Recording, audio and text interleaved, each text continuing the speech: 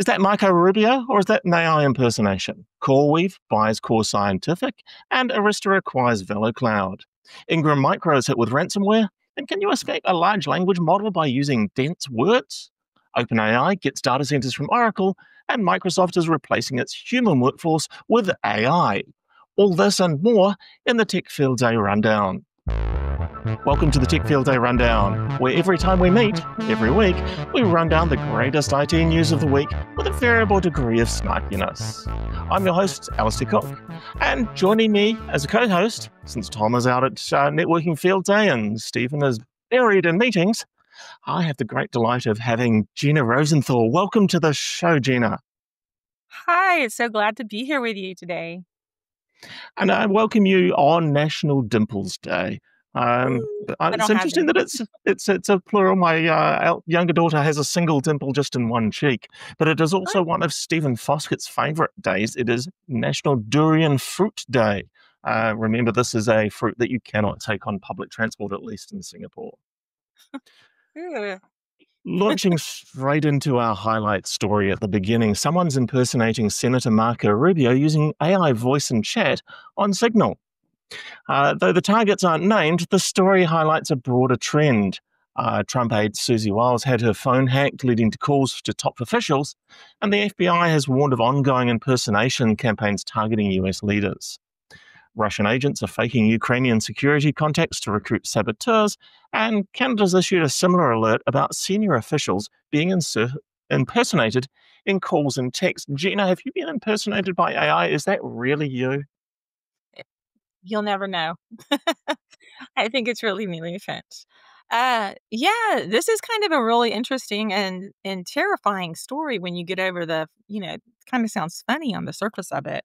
But to have the United States Secretary of State impersonated so well by the way he writes in a chat and the way he speaks, which is pretty easy because he's been a senator and a public representative in Florida forever, so his voice is everywhere. But he's a Secretary of State right now. And I think the crazier thing is just the tone of how he writes in a text perspective and how he would, ask someone to get him in contact with somebody else or to give him money, which is what the article talked about. So it's very dangerous to have that high level of an official, and even the White House secretary is pretty scary because she knows everybody and how to contact everybody. So someone that was able to hack into her phone and then use the correct phone to then impersonate her is terrifying. So, I mean, AI has come a long way. And when you look at what the ransomware gangs are up to, and then you think about nation states that have this ability, which, we definitely know between Russia and Ukraine, it was terrifying. They actually were recruiting members of the Ukrainian public to help them with suicide missions. They were wanting to mess up missions in the Ukraine. So there's obvious reasons why nation states would do it. Money is the reason that ransomware gangs will do it. But this is no longer just kiddie script stuff. Although it's easy enough and available enough for people who are just messing around and messing about to pick up some extra coin, make it very easy. So where do we go as a society if you can't trust what you hear or see? I don't know. CoreWeave wants the whole cloud enchilada, buying Core Scientific to gain control of their AI data center density. For $9 billion, CoreWeave will add at least 2 gigawatts of data center capacity, which already hosts the CoreWeave AI cloud. Even better, it will save $10 billion in leasing those data centers from Core Scientific. Is this how a neocloud provider effectively competes with the existing hyperscale clouds? Well, I think it is. This vertically integrated, we own it from, as we sometimes like to say, from soup to nuts. That was the name of a podcast on virtualization a while ago. It really is this idea that in order to get the efficiencies of scale, the efficiencies of operations, you just pull the profits out in one place once. So you need to own everything from the beginning to the end. So CoreWeave is a provider of this sort of neo-cloud capacity, this GPU-first cloud infrastructure. And they previously simply had their applications running inside these data centers that belong to Core Scientific. Here they're acquiring that. So it's not just the data centers, though. The savings of $10 billion of rental, of leasing, and then the acquisition of $1.6 billion worth of assets, well, that definitely stacks up for that $9 billion of spend. But there's a bigger picture in here, which is that Core Scientific has contracts around the power supply to run those data centers. And that's really the asset that's being brought in here. And we'll see this as a recurring theme around AI data centers. Having enough power to run these data centers is a concern. Having a commitment to that power for a long period of time is the way that you protect your business for the longer term. Definitely having a single entity that owns everything from the data center ground all the way through the application software that's running on top of that to deliver this cloud out is vital in order to squeeze the maximum efficiency. Neoclouds are going to be just as competitive on price as the hyperscaler clouds, and we will see more and more neoclouds coming up, trying to differentiate in the market. We've seen this at AI Infrastructure Field Day, where we saw a couple of solutions that were about building data centers in places that power costs were lower, because for some of these neocloud use cases, it's more cost effective to move your data where the power cost to run the data center is lower than it is to build your AI data center close to your data. It's a little bit of a flip to how we've previously looked at building data centers for our environments. We've typically said data has a high gravity and you really tend to accumulate compute close to your data. There's neoclouds are sometimes saying we're actually going to move the compute or move the data to where the compute is cost effective. The VeloCloud SASE solution is moving from Broadcom to Arista. VeloCloud was part of the VMware when they were acquired by Broadcom, and isn't part of the core VMware Cloud Foundation product that Broadcom sees as being the future of VMware. So we aren't surprised by the sale. Arista gains a new SASE product which delivers a secure WAN connectivity to thousands of locations using the VeloCloud manufactured network devices and the cloud services. Does Arista want the SASE business, or is it the AI that's actually running all of this in the VeloCloud solution? So is it, I thought it was always SASE, but if it's SASE, okay, like sachet. But it's the secure access service edge. So it's different than what your networking would be for a data center or for inside of an organization. Um, but what Arista has gained from this is the virtualization of those components that are required to talk on the edge of their service areas. And with the virtualization, you also get the ability to run it as infrastructure as code, which makes everything easier to change on a dime, to protect, to segment, all the other things that we know virtual networking does within a data center, traditional data center. Um, so is this for, that's a good question. Is this going to be for AI? And I think so. It could be for AI, but it could also be for gathering the information that's shed from edge locations. How do you get that quickly into where the data is going to be worked on by different algorithms? How do you isolate networks so you can get them from the edge into the core? I would guess all of that goes into that, so that you don't have to worry about just having a normal SD-WAN. You're able to move data from one place to another quickly. Moving on to ransomware, again, to these bad actors, ransomware has not magically gone away. Ingram Micro was infected this week and had staff work from home while critical systems were shut down. Bleeping Computer reports that SafePay ransomware was the culprit, and the attackers were able to compromise the company's Global Protect VPN. I hope Ingram Micro are using one of the ransomware products they distribute and will be back in action soon. SafePay is new to the ransomware scene, so are they a new type of threat? Well, SafePay apparently just burst onto the scene, and like all of these ransomware or malware products, different organizations call them different threat protection companies call them by different names. SafePay burst onto the scene last year and seems to. Again, it's likely that this is a nation-state actor and that there is something fairly aggressive going on underneath it. SafePay is the dual threat, so they are the data exfiltration as well as encryption. And so this is very much the way ransomware development has been running, is that dual threat, two ways of extorting you for money. Ingram Micro apparently has now come back online. So they were struck on Thursday last week, and as of the beginning of this week, we're starting to bring systems back online. The Global Protect VPN is provided by the Palo Alto Networks devices. There's no indication that it was a compromise of the Palo Alto devices themselves, and Palo Alto put a press release out saying that they're going to look a little more closely, but more usually this is a layer 8 human kind of stuff where vulnerable passwords are set up, and the VPN may well have been the entry point. But when this did break, Ingram Micro, who are a global organization, they're in a lot of countries around the world, and they're a big distributor of software products. Ingram Micro sent a whole lot of staff home and told them not to use the VPN. If you rely on VPNs for your connectivity to your core applications, then being sent home and told not to use the VPN might mean that you're just scrolling on social media and watching videos.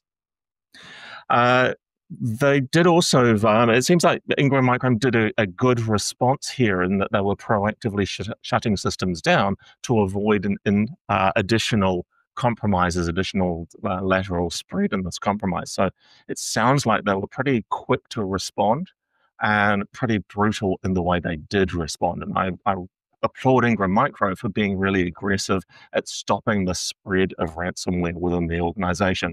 I've seen IT organizations just being too slow to respond to these kinds of attacks, and ending up that the speed at which the ransomware spreads is so great that it just overwhelms the kind of response rate that we see. And we see delays in doing things like shutting down the entire network, and particularly shutting down connectivity out to the command and control servers, just leading to much greater infection than is needed. So I think Ingram Micro have done well and are bringing systems back online already. A group of researchers have found that large language models can be jailbroken by using dense and complex linguistic phrasing.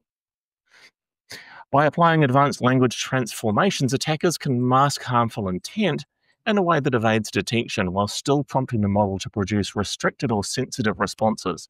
The classic one is, if the LLM won't tell you how to build a bomb, ask it to write a book in which the plot is the building of a bomb, and extract that part. Gina, how are we going to get around this? How are we going to protect ourselves, our society, from people with poor intent? I think people have to keep researching it with exactly what these folks are doing. This was so interesting because I love that you giggled at that whole phrase by using complex linguistic phrasing. So when I was reading the article, to me, it was like, okay, you're listening to a technical program, a presentation someplace, and they're just using acronyms the whole way through, and they're not stopping for a breath, and they just probably put all the information in one breath. And it's very, very hard, even if you understand the topic, to follow them because they're talking at such a academic level. And this was directly their idea. So they, the models can shut off for obvious things, like if it's blatantly racist, or if it's very, you can ask you to do something that can harm other people. They can shut that off at that level. But they wanted to know that they can do that because that's obvious that you're looking to do something very negative and toxic. But what happens if you bury the request in very, very dense message? And they're now calling this the info flood. Just think about some of those presentations you've been in, and this is exactly what it is. And the article is great. I suggest you go read it because it's very hilarious. And if I sat here and read it, everybody's eyes would roll back in the back of their head about what they are.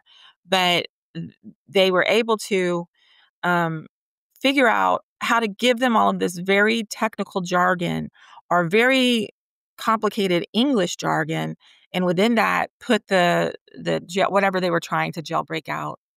And it worked every time because the way that these things work, with the way that LLMs work, are actually the tokenization of the English language and what's supposed to be expected after each sentence. And bombarding them with all of this information, all of these different words and all of these different tokens, I don't know if it makes them like us and we forget what we were listening to and we take one piece of it, which really wasn't the point of the whole talk. But that's how they're breaking it. So I think the way to get around this is there a better way to build the LLM?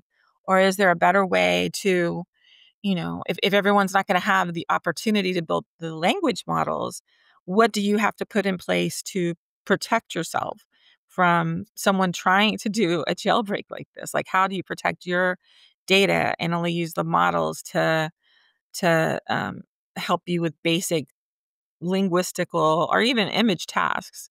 And that's for the researchers to figure out. And I hope they figure it out really soon, because this is, this is something we should be able to trust and use, and to make everyone's lives better. We don't need people going beyond imitating someone's voice and actually trying to get proprietary data out of what we've built with our RAG instances or anything else. So carrying on the theme of massive AI data centers, OpenAI has agreed to buy 4.5 gigawatts of data center computing power for an estimated $30 billion annually. This is a massive deal for Google, who reported a little over $10 billion in annual revenue for this data center infrastructure business before the deal. OpenAI and Oracle are also partners with SoftBank and Abu Dhabi's MGX fund in the Stargate project, which plans to build $500 billion worth of data centers around the world. Is the whole world just going to be one big AI data center? It certainly feels that way. These are massive amounts of data center capacity that are being built out. I mean, this is absolutely an awesome deal for Oracle. 3 times quadrupling this scale. This is a new deal for 3 times the previous size, so that means 4 times the size of business now. 4.5 gigawatts of computing power. It's an interesting that as you get to larger data centers, and particularly cloud provider scale data centers, you don't measure them by square feet, you measure them by the power demand, the number of megawatts, or in this case, gigawatts of power the data center consumes, because that's really the design point for it. This is huge, and in that larger context of Stargate, it's going to be even huger. I mean, 500 billion, $500 billion worth of data centers around the world. Quite a bunch of those are being built in the US, but also in other countries around the world, because, of course, there's lots of places where there's demand for this. 4.5 gigawatts. Currently, that's a contract for roughly a quarter of the current data center capacity in the United States. So that will definitely involve a huge build out by Oracle supported by this contract. Potential new sites for this spread all across the United States, Texas, Michigan, New Mexico, through to Wyoming and Pennsylvania. Also close to the head office of the Tech Field Day team in Ohio. So this is a lot of build out. There's a bunch that's being built out in Abilene, Texas. 1.2 gigawatts of the Stargate is being built out there. And we heard from the data center startup Crusoe on AI Infrastructure Field Day, and they're one of the companies that is helping build out new clouds in locations where power is potentially otherwise being wasted or being delivered at very low cost. So this whole theme around putting data centers anywhere there is power to be had is going to continue, particularly with this massive growth of AI's data center sizes. Oracle is planning to buy about 400,000 of NVIDIA's GB200 chips to power just the Abilene data center. That's a massive amount of compute power that's being pushed into one place. Personally, I keep seeing this infinite growth, and anytime I see this sort of exponential increase in the size of something, I know for sure it can't go on forever. And exponential growth, by definition, cannot go on forever. It always has to come to a crisis at some point.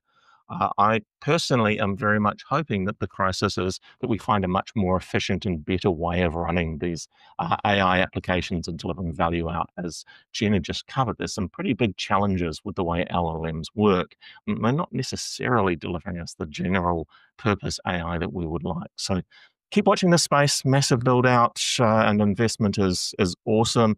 Hopefully massive value delivered back from them. It is time for us to take a little bit of a closer look. And This is an interesting story that continues to be seen. We've seen multiple angles on this before.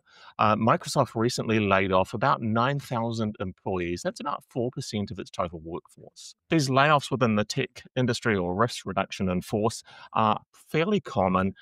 Typically a seasonal thing that we see a chunk of the workforce laid off from an organization. Then over a period of time, a new workforce gets hired in, because the company shifts where its focus is. And so they need to lay off the people who can't be relocated into what they're doing now. The difference here is that Microsoft is shifting to AI to replace these humans. And whilst the company leaders say that AI will eliminate many routine jobs, but it'll also create new opportunities in advanced areas. Thousands of tech workers were displaced, but demand for AI experts has soared, with companies offering high salaries to attract top talent. How do you think these shifts will impact the future of Microsoft, Gina? Well, I think it's already had a bit of an impact because the shutdowns are global. They're not just, in the United States, and the shutdowns are pretty complete. There's complete lines of business that are being swished right away. And so that has an impact not only on the individuals being riffed, but it also has an impact on the local economy. It has an impact on the greater economy because we see a huge trend right now in outsourcing jobs and saying that they're being removed for AI reasons, which it turns out that that's not always the case. So, of course, I have a product marketing agency. I've seen this happen to my own agency. Um, and I have a friend who does special effects, his own special effects company. He's seen it happen in their organization too. And the problems I see with generative AI replacing humans is especially in the fields where you're using words to define things and you're doing things with words and you need creativity. AI can't replace it. I'm starting to see that in my own business, starting to see business coming back a little bit, starting to see a lot of cleanup work, which I predicted that would happen if they did this. There would be cleanup work.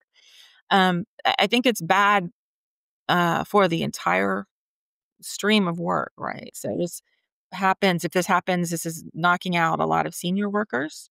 That means the new people have to go in and try to use AI without having any context of how the business works. They don't have anybody to mentor them. It just leaves a lot of gaps. And I think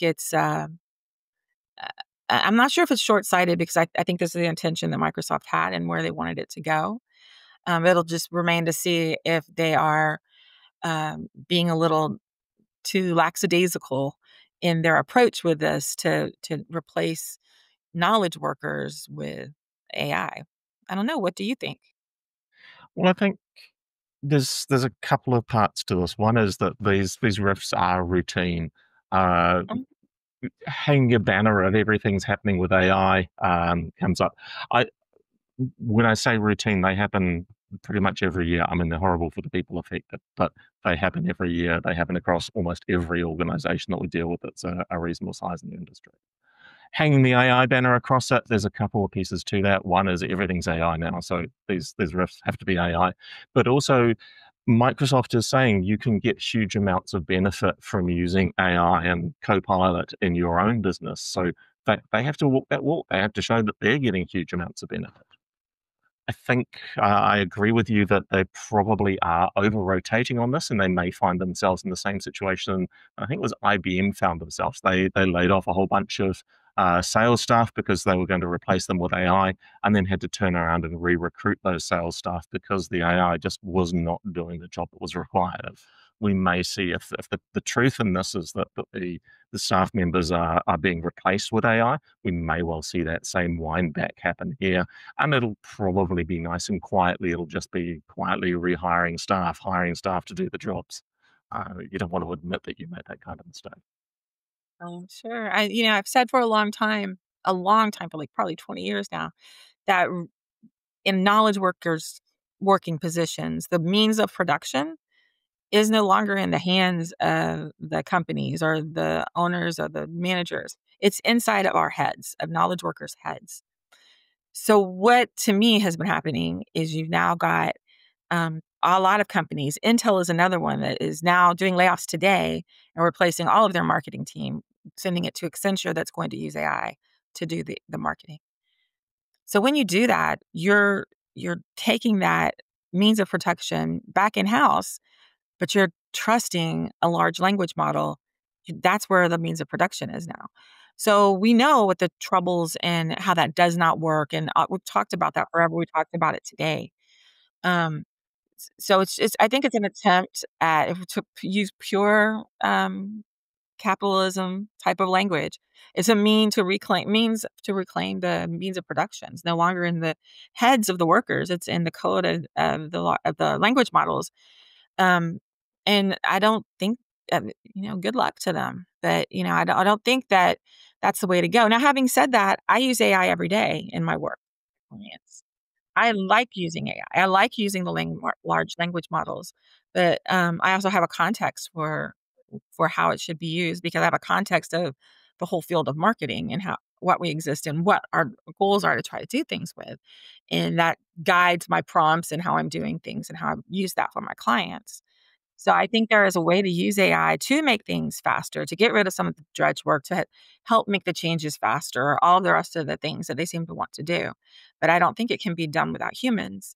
And if it is, we'll see how that turns out. I think that the people that will decide will be the people that consume the messaging and, that have to use the code that's built by AI. And we'll see how that turns out.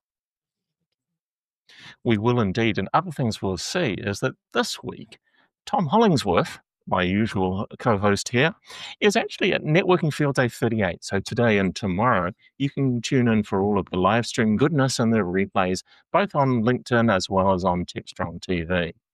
Coming up in August, we will have the Tech Field Day Extra at Share Cleveland. So Stephen Foskett is going to just drive up through Ohio to get to Cleveland for a share. And then in September, I will be making the big trip across the Pacific Ocean for AI Infrastructure Field Day 3. That will be September 10th and 11th.